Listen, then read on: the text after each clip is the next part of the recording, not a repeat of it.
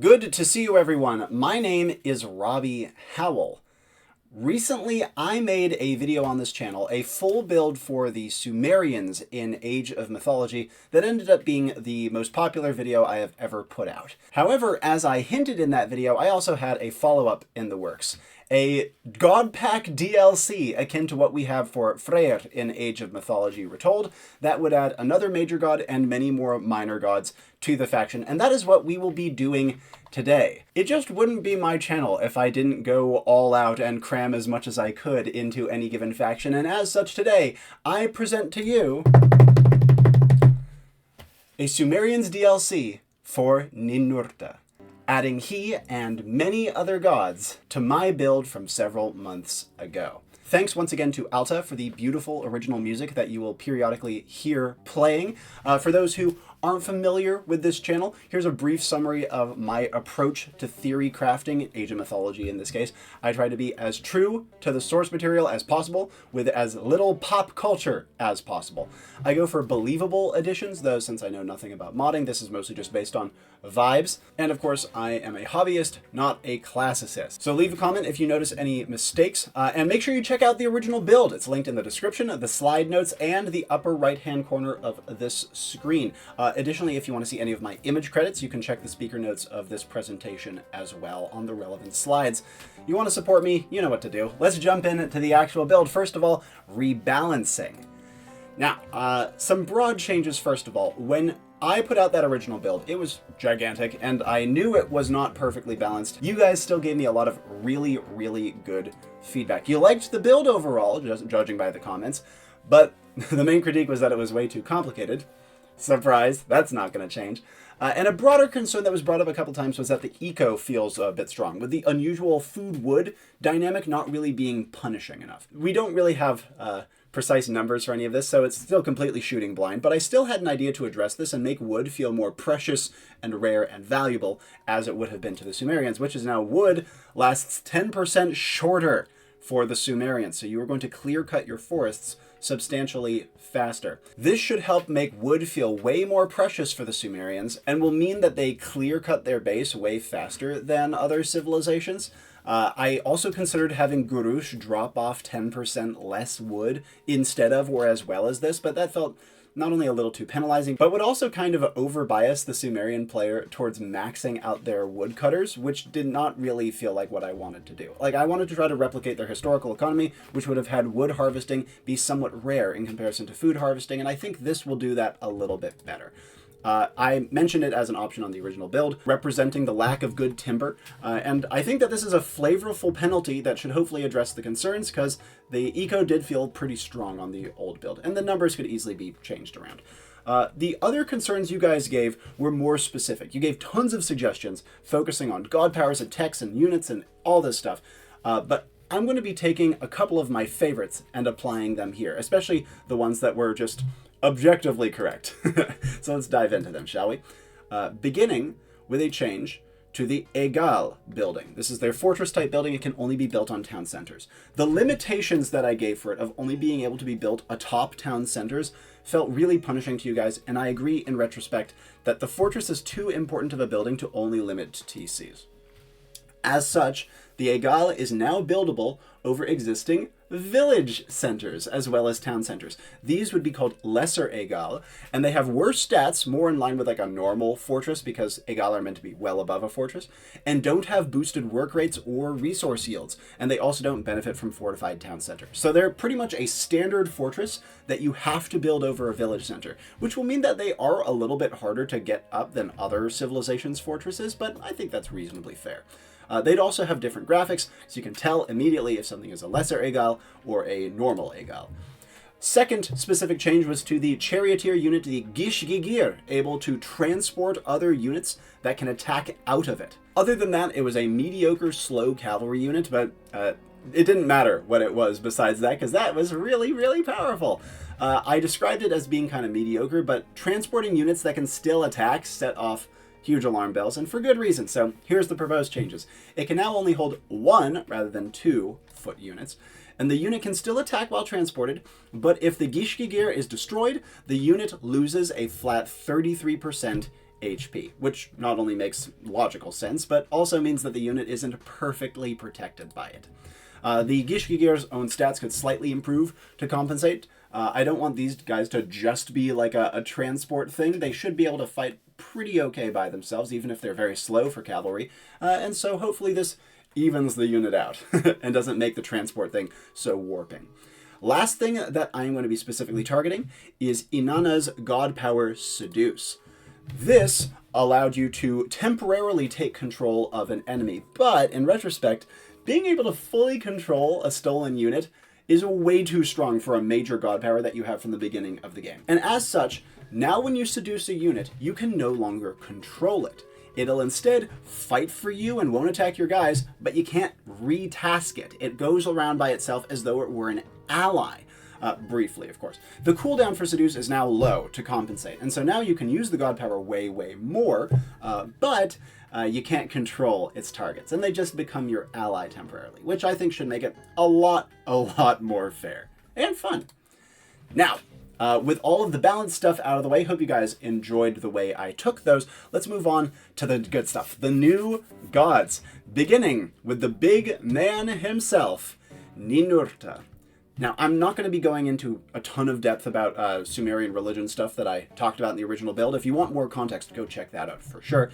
But Ninurta is the hero of the gods. He's associated with war, but was worshipped since the early days of Sumeria, originally a god of agriculture and fertility, most likely. And he even retained some of these roles after he became more of a war god. He was the son of Enlil and either Ninlil or Ninhursag, and Gula is usually attributed as his wife. He is the second most common character in Sumerian myth after Inanna, and he is usually bopping monsters with his giant mace or shooting them with his bow. He is portrayed as brash and cocky and often butts heads with other gods as well, sometimes ending up being made an ass of by them and other times punching them in the face. And he is possibly the inspiration for many later characters like Hercules, Nimrod, and others besides in the broader Mediterranean area and beyond. An incredibly influential god who I knew I just had to have as major. Here's the bonuses I came up with for Ninurta. First of all, chariot units have plus 20% HP and deal bonus damage against myth units. The chariot was a major symbol of Ninurta, one of his most famous artifacts, and in one memorable story, it recounts him decorating it with slain monsters, which he would hang from every piece of the chariot. So having the chariots be tougher and also better against the monsters Ninurta was so famous for fighting feels very appropriate to me. Second bonus, farming technologies are free. He was the patron of the plow, even after becoming a warrior, and represented crop-bringing spring rain, among many other phenomena. And so as such, a farming bonus felt appropriate, and this one, ported straight from the Age of Empires 2 Franks, feels correct to me. Third bonus, the Lugeshban, available in Heroic Age. The Lugeshban, again, are the capstone Mythic Age composite bowmen that are meant to be the Sumerian faction's most dangerous soldiers. Ninurta was a legendary archer, and his bow was actually seen in the constellation Canis Major, which the Sumerians called Kashtu. There is only one weapon that he used more than the bow, and that was the mace. And as such, he starts the game with an additional Igbur, which is the mace and shield infantry unit. He gets this in addition to his normal Nim starting scout, meaning that he starts the game with 2 soldiers, which could lead to some interesting early aggression. He was, of course, famous for his use of the mace, but this starting the game with an additional mace unit, I think helps represent how ancient he was in terms of his worship, so you kind of start the game with more worshippers for him. And he would always have his entourage of war gods and retainers around him, which this little Egbur could partially represent. Lastly, his patronage bonus, which again means whatever TC you start the game with gets an extra effect, is that gold mines within line of sight of this town center last 33% longer. This is in reference mostly to a particular story in which, after destroying a rock demon leading an army of stones, Ninurta designated each mineral based on its role in the battle. Some of them he condemned to irrelevancy and disregard, others he elevated to the role of precious, and as such, having gold mines last longer felt reasonably appropriate for him and kind of a cool sideways reference to that myth. Other minor gods he would get that aren't shown in this presentation, so from last presentation, would include Ninkasi, no direct relation, but her drunken brawling feels appropriate for him. Gula, his wife in Heroic Age, and Ishkur in Mythic Age, a storm god with which Ninurta is sometimes conflated. With that said, let us move on to some other details about Ninurta, beginning with his god power. It is called Sharur, and it summons a sentient mace with a timed life at a chosen ziggurat. This mace has great stats that improve as you age up, kind of like Gullinbursti. I didn't mention it here, but it would also be classified as a hero like Gullinbursti. It is very, very fast and can hover over water, but not trees or buildings. And it has a ground pound special ability. But besides that, it just flies around and bashes people over the head autonomously. It has a mid-repeat cost and a low cooldown, but remember that it has a timed life, though the timed life does scale as you age up. And since you have to summon it as a ziggurat, that means that you really need to be prompt with getting it to the front line before it vanishes. Sharur was the Smasher of Thousands, Ninurta's magical floating mace, which not only was able to fly off and smack things autonomously, but was also able to talk, so this unit in-game would have voice lines. I think it will be super duper fun, and probably will feel very satisfying to use in practice as well. His unique technology is called Shir-Gida. This is researched at the Ugnim, the barracks type building, and it makes it so that mortal soldiers that score 3 kills will promote, gaining the Ugula aura, it's like the captainly aura I mentioned on the Heroic Age unit, stat buffs, and the ability to rank up just like an Ugula, eventually becoming a resurrectable hero. Pretty cool. Now, I think that scoring 3 kills on a single mortal is tough to do, and so this is mostly going to be kind of a adjacent buff, so to speak. But when it comes up, it's going to be very exciting, and I think that some players will love to min-max it. Shir-Gida refers to a long song, specifically the self-praising hymn, Angim, that Ninurta lavished upon himself in the return of Ninurta to Nippur. So you can think of this as your heroic soldiers having their praises sung and being elevated to the ranks of captains and later heroes. Super flavorful, and overall promotes a very different playstyle for Ninurta than other gods. His wonder is going to be King Gudea's temple. Ninurta had tons of temples, and this was the only one that I could find even a slightly reasonable depiction of, plus it's quite pretty and looks very different from the other Sumerian wonders. But moving on from here to finally touch upon a couple of tabled ideas, I had a bunch of ideas for Ninurta. Take a look on screen if you want to see them right now. Now that we have context for Big Ninurta himself, you understand the theme that the rest of the DLC is playing around, let's talk about his and others' minor gods, beginning with Ninsun. She is available in Classical Age and focuses on food and heroes. She is the goddess of cows and most notably the mother of Gilgamesh. Her husband was Lugalbanda, a deified mortal king, and she had many children, but Gilgamesh was, of course, by far and away the most famous. And she seems to have been worshipped across almost all of Sumerian history, though kind of obscure. She had a lot of temples built to her for someone who we know so little about, and she seems to feature in myths quite rarely, especially compared to her son. So her exact patronages, besides cows, aren't really clear, but she may have been a protective mother goddess, of which there are many in Sumerian myth. Her patronage bonus, again, the TC that you use to age up with her, would give the following benefit. Heroes trained at or near this TC in an aura cost no food. She is available to both Ninurta, of course, and Inanna, who plays a very major role in the myth of Gilgamesh. Her myth unit we will get to a little bit later, but her god power is called Epic of Gilgamesh. Kind of basic. What it does is it summons Gilgamesh at one of your town centers. He is similar to a Lugal, the Sumerians' main melee hero, but he is a named hero, and while you can only have one of them, he doesn't count towards your Lugal cap, because you can only have one of those per town center. If you reactivate the Epic of Gilgamesh god power while he's alive, you give him a big permanent stat buff. And if he's dead, this god power revives him. So with Ninsun, you are farming your Gilgamesh and eventually making him into a god. Now, Epic of Gilgamesh has a low repeat cost and a mid cooldown, so you do have to keep him alive for a while, but this is an example of a god power you want to be spamming as much as you can. And why is this a god power? Well, of course, Ninsun is best known for mothering Sumeria's greatest hero, and god, we needed more Gilgamesh on the original build, so here he is, folks, in all of his glory. Ninsun's first unique technology is called Sumun. This is researched at the town center, and it makes so that your town centers periodically spawn free herdables. Sumun roughly translates to Lady of Wild Cows, and it was Ninsun's primary epithet. With cows being her main thing, it made sense she'd get a herdable bonus. Her next unique technology is called Praise of the Matic, And this is researched at Town Center again, and makes it so that farms gather themselves when unmanned at 33% rate. However, the more unmanned farms you have, this drops off, to the point where adding more unmanned farms does not give you further benefit.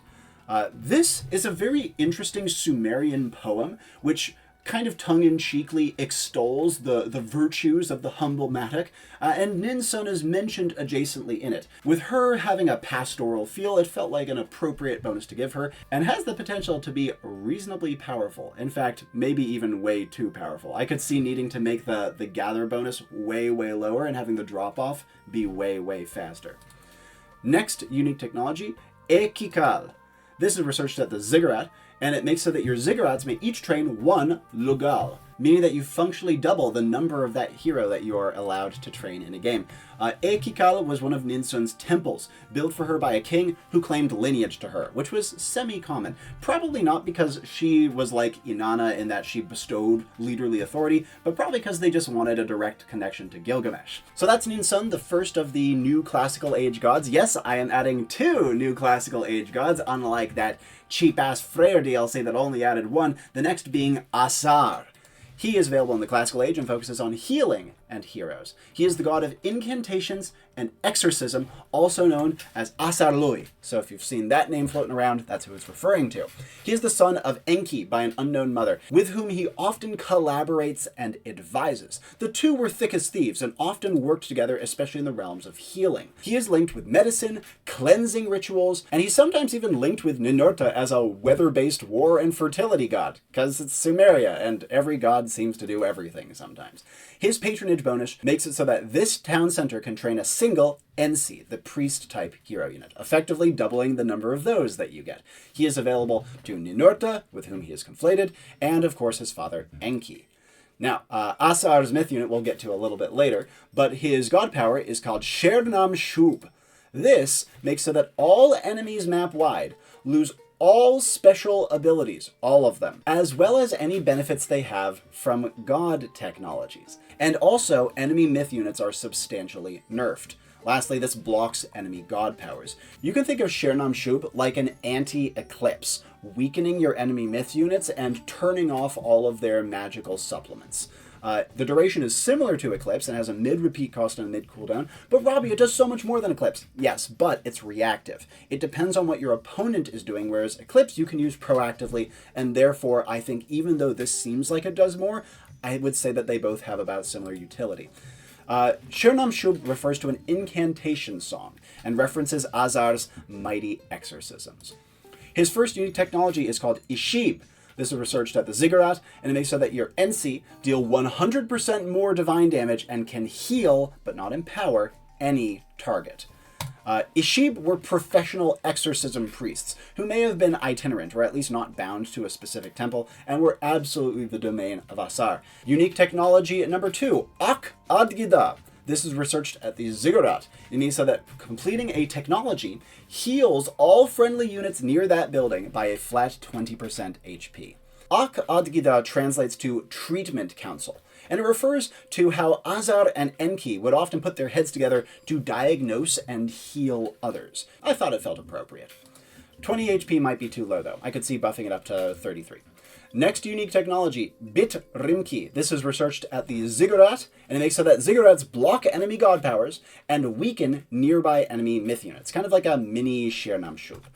The Bit Rimki was a cleansing ritual used to purge temples of evil influences. Them's the classical age gods. Let's move on now to the heroic age gods. I have 2 once again, beginning with Iluer.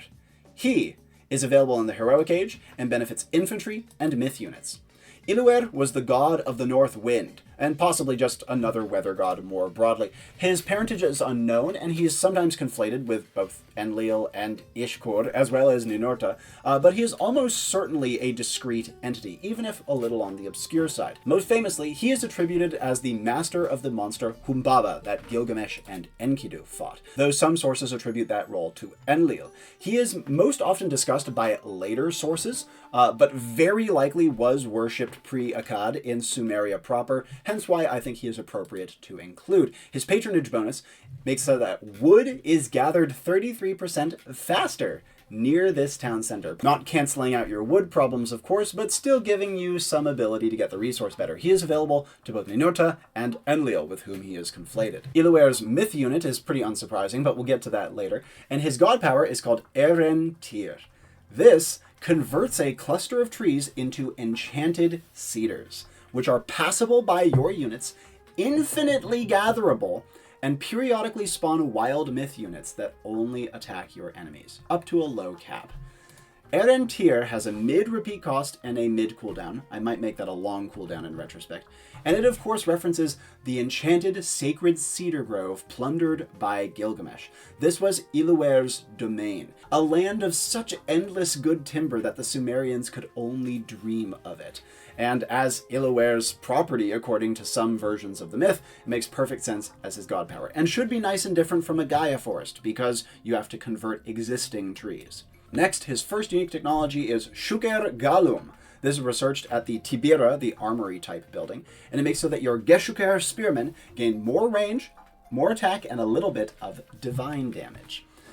The Shukagalum, or Big Needle, were long spears used by later Akkadian phalanxes, almost a full pike. The lance was actually a sacred icon of Iluair, and as such, him giving your spearmen an even bigger spear feels like it makes perfect sense to me.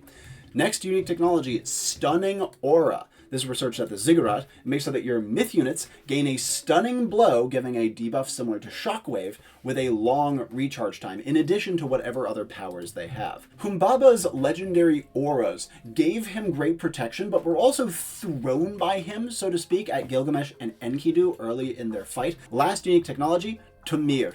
This is researched at the Ugnim, and it makes so that your infantry gain 33% more speed when charging into combat against a nearby enemy. That's a pretty substantial buff. Tumir means north wind, the domain of Iluair.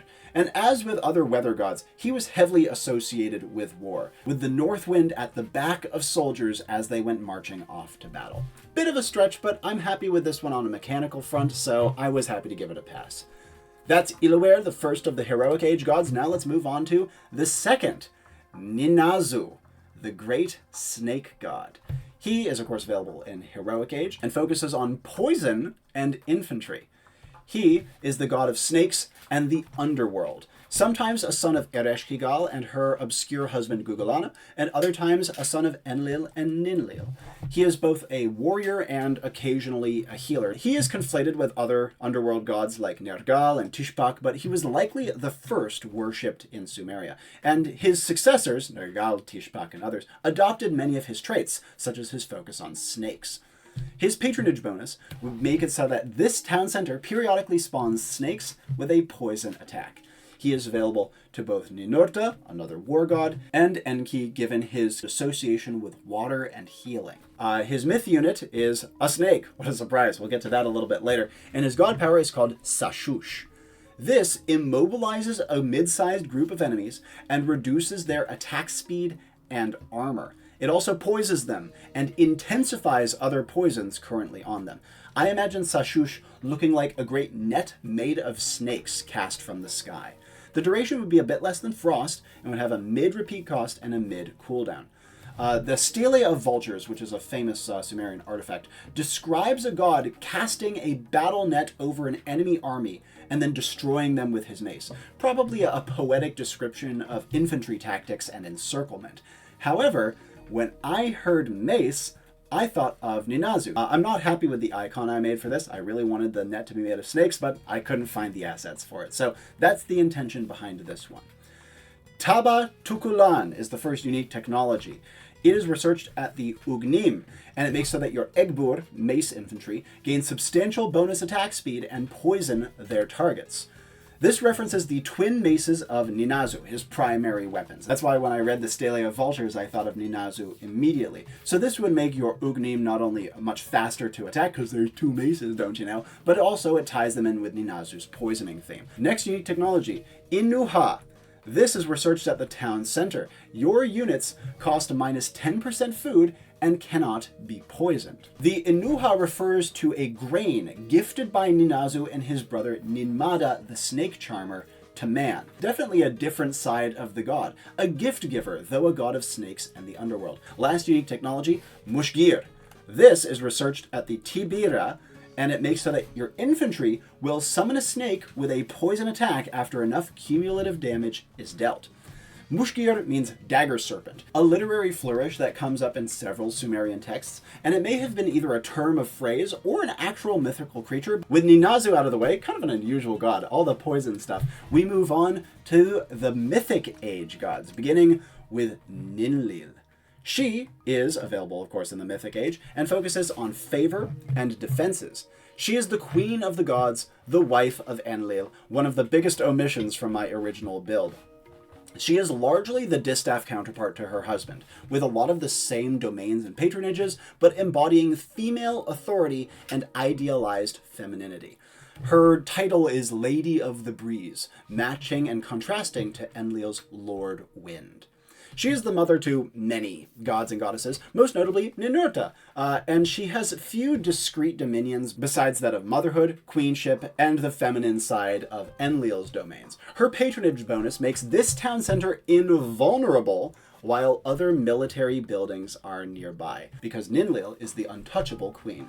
She is available to both Ninurta, her son, and Enlil, her husband, and her myth unit we will get to later. Her god power is called Nam-Nirgal, and it makes so that you can choose any of your gods, and any scalable benefits they passively provide through techs or bonuses are doubled. This has a long duration, a low repeat cost, and a mid cooldown, meaning that you can actually kind of spam this thing. And it references how much as Inanna legitimized mortal rulership, Ninlil bestowed authority on the gods. So you're effectively choosing one of your gods to buff and elevate. There might be more elegant ways to do this god power, but after looking through all of the god designs I'd come up with, it felt pretty appropriate, and if nothing else, very fun. Her first unique technology is called Horned Crown. It's researched at the Egal, and it makes so that heroes passively generate favors similar to Egyptian monuments.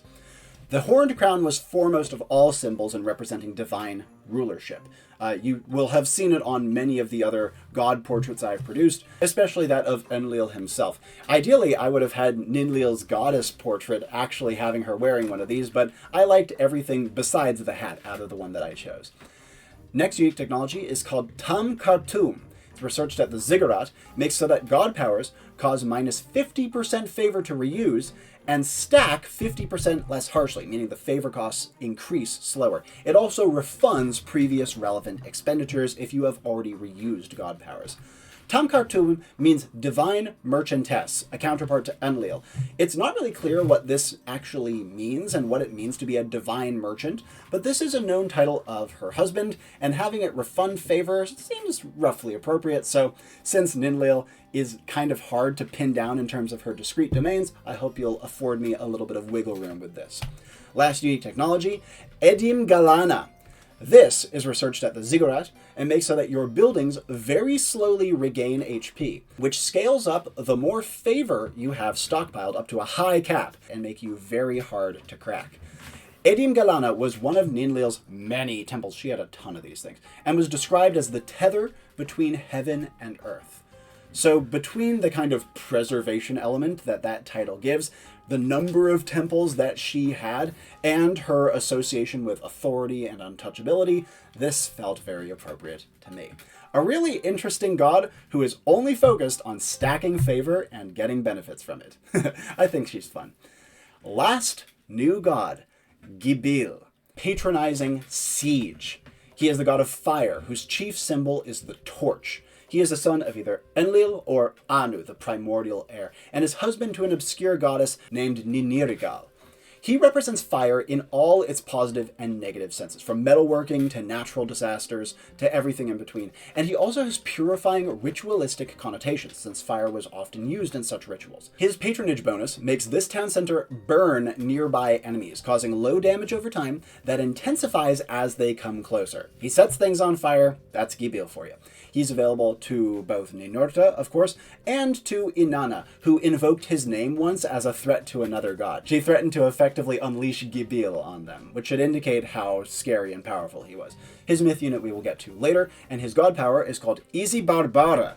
This sets a single enemy building ablaze, which quickly damages it, badly damages nearby enemies, and rapidly spreads to any other building it is close to. If you do not deal with Easy Barbara or delete some of your buildings, it can wreck an entire town. This lasts until the building is destroyed or the fire cannot spread. If you manage to seriously repair the building with a ton of villagers, you can also put out the fire early, though you might lose a bunch of villagers in the process. Easy Barbara has a high repeat cost and a low cooldown, so if you have a favor, you can spam this.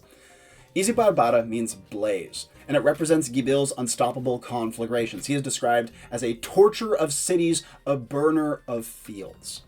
His first unique technology is called Nun Barhada. This is researched at the Nagaru, or the workshop type building. It makes siege units gain plus 10% speed, set buildings on fire until they are repaired with their attacks, and leave trails of fire on the ground that burn enemies within. These trails are temporary, of course. Nun Barhada is one of Gibil's epithets, he of the burning body. The razing of cities and torching of fields, as mentioned, were his domain, which makes him a pretty decent link to siege weapons. As such, with this technology, he gives your siege weapons the burning body that he was known for. His second unique technology is called Maklu. This is researched at the Ziggurat, and it makes so that your NC have double range on their empowerment special ability. They cause their empowerment target to burn enemies, per the town center thing above. The closer an enemy is to the empowered target, the more burned they are. And empowerment can target siege, so your NC can empower your siege to wreck enemy buildings and burn those who get close. Maklu means burning, and it was a ritual cleansing poem for killing witches in which Gibil is involved, hence why I bring in NC empowerment.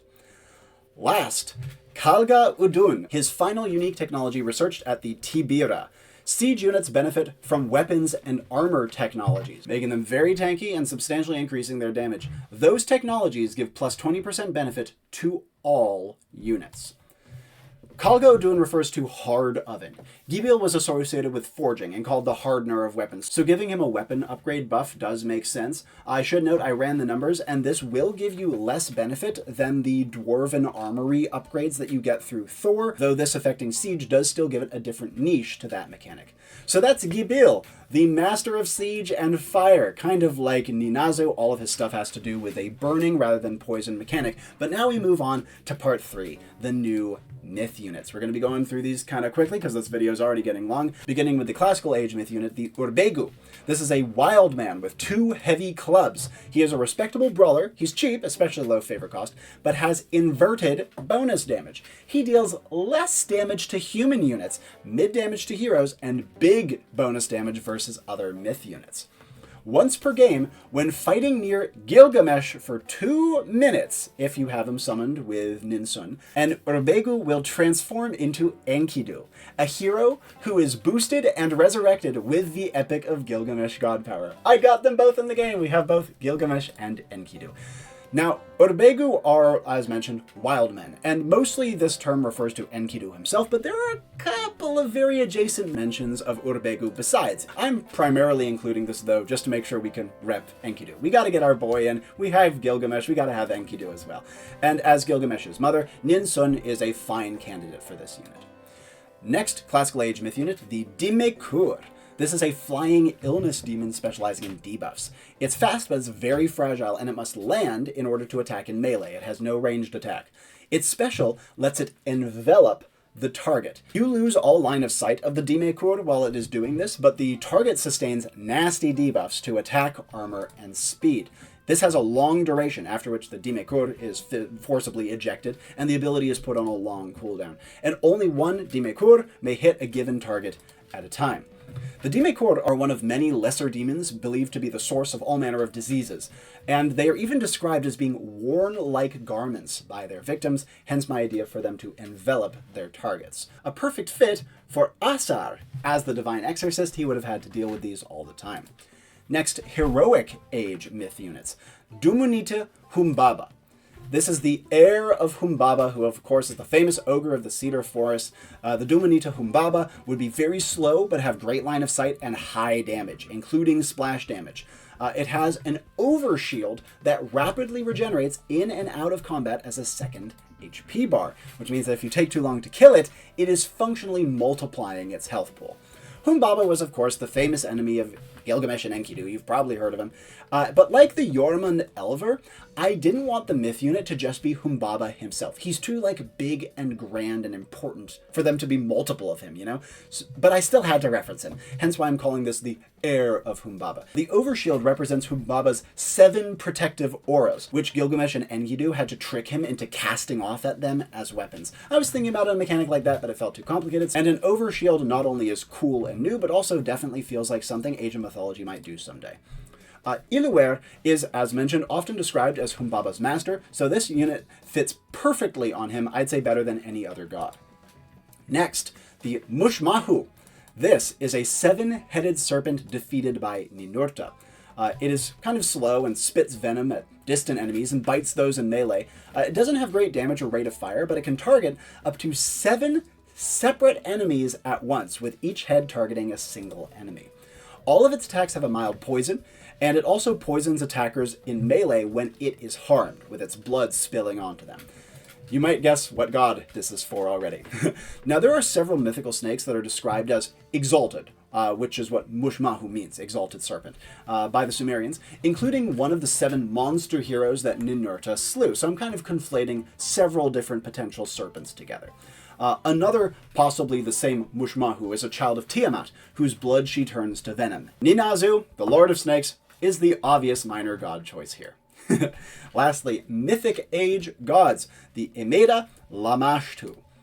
This is a predatory demoness. It's fast, and it flies over small obstacles like walls or little rivers, but it can't go over big forests or large obstacles. It is slightly weak stats-wise for a Mythic Age unit, but it kills eco units in a single hit, whack. And whenever it kills a mortal, that unit cannot be trained by its player for 30 seconds, which doesn't stack, but does refresh if you kill another. That's very scary. Lamashtu means nursemaid of Lamashtu, the demonic demigoddess of infant mortality, who is part boogie woman, part goddess, and very feared and diabolical. Like with Humbaba, I really wanted to reference Lamashtu, but it wouldn't make sense for you to be able to make multiple of her. Hence why I have described this unit as her nursemaid, as like a dark reference to her cradle-robbing tendencies, which inspired this unit's ability. As Mother of the Gods, Ninlil has some ties to this unit, though I admit this one's a little bit tenuous. Last new myth unit, the Spawn of Asag. This is a stone demon who warred against Ninurta. It is super tanky and very slow. It hurls huge boulders, making it functionally a long-range siege unit, and bashes people who are up close against it. Anywhere it moves or attacks cannot be built on or harvested near by enemies for 90 seconds. So it leaves like a blasted zone wherever one of its boulders lands or wherever it steps or wherever it punches. As a secondary effect, it refunds half of its gold cost when killed, and it only costs gold and favor. Now, Asag was an archdemon, I mentioned him earlier, who led an army of rebellious stones against the gods. Asag is described as hideous and huge, warping the stones. His army covered the earth in painful wounds, violating Ki, the primordial earth herself. And he even redirected rivers and sent great storms and despoiled the land until Ninurta beat him. Asag was so scary that 3 other gods refused to fight him when directly asked, until Ninurta took up the mantle.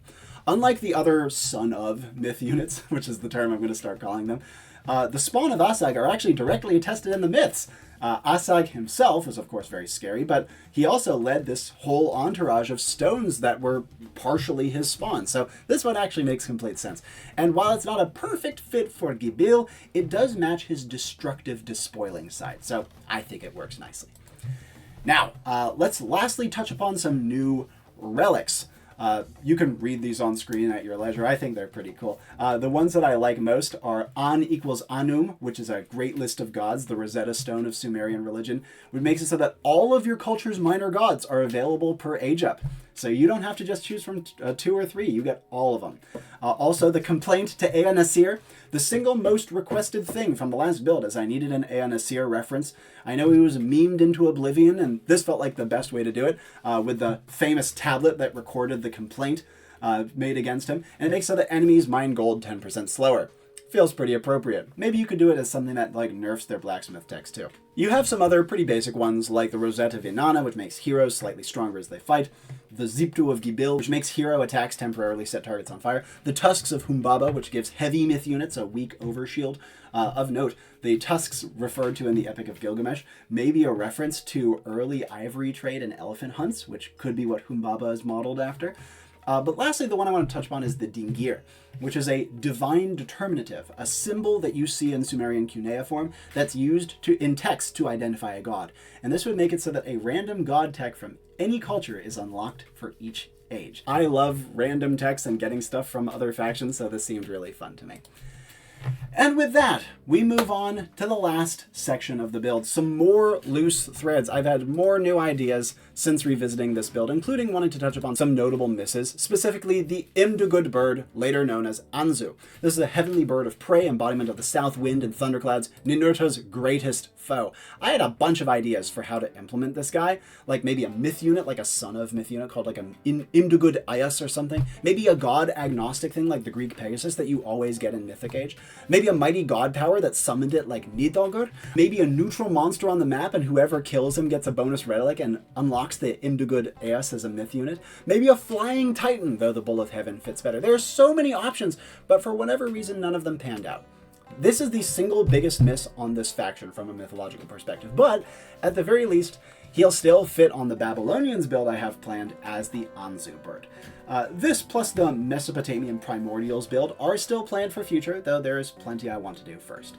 Another miss I would say is noteworthy is I want more Gilgamesh. I'm kind of pleased with how I snuck him and Enkidu in as part of Ninsun. I think it's creative, fitting, and reasonably elegant, but it still feels like too little. Gilgamesh is so important that I'd love to find a way to make him more important, and there are many awesome side characters in his story that I'd love to feature as well, but I couldn't find a way to do it that didn't feel contrived. Now, let's talk about a couple of tabled ideas. I'm going to go through these really fast, but just suffice to say, if Age of Mythology cultures were 2 to 3 times bigger than they currently are, here are some of the things I'd add. Shout out to the commenter who suggested an inn/brothel building. I think that's a fantastic idea and fits perfectly for the Sumerians because of how important that was. For minor gods, could have Gilgamesh and Enkidu themselves. I totally would argue that they qualify or could qualify. You could have Hanbi, the father of evil, Shulat and Hanish, the twin war and storm gods. One I was very tempted to add was Ninshubur, the lady of servants, who is Inanna's Sukal or vizier, as well as her confidant. Another fun one was Ninkilim, the lord of teeming creatures, god of vermin. Sounds kind of fun. As well as many others besides you can see on screen. There were dozens and dozens of gods I haven't referenced anywhere on this build, many of whom I'm saving for the Babylon-Assyria build. But if you have any recommendations that are good fits for Sumeria proper, I'd love to hear them. Don't worry, Utu Shamash and Nana Swen will be there on the Babylon/Assyria build. It was miserable to cut them for this one, but admittedly they were even more important in Babylon than they were in Sumeria. For god powers, I have a couple on screen. Feel free to take a look at it right now. In addition to these, I also have a couple other god techs. I'm not sure on the effects on these, but they were just like names and themes that I wanted to remember, so feel free to look at those as well. These are pretty half-formed ideas and are all rather mundane, but you could like zhuzh them up somehow to fit like god tech status. That wouldn't be too hard. And with that, we come to the end of this Ninurta DLC, part 2 of my massive Sumerian build. Thank you so much for watching. No likeometer for this one. It feels kind of presumptuous to have a likeometer, so we're going to skip that for today. But I want to know from you guys, how did you like this build? How did you like following up on the old Sumerian design? Did you see anything that I missed, mythologically speaking? And how do you like this 4th God DLC model for future Age of Mythology builds? Don't worry, I am going to be doing plenty of other Age of Mythology content. I have other full builds in the works for you guys. But after I do a full build, would you like to see me revisit it after a couple of months to do a DLC in this model? If so, let me know down in the comments section. But until then, my name is Robbie Howell, and ciao for now.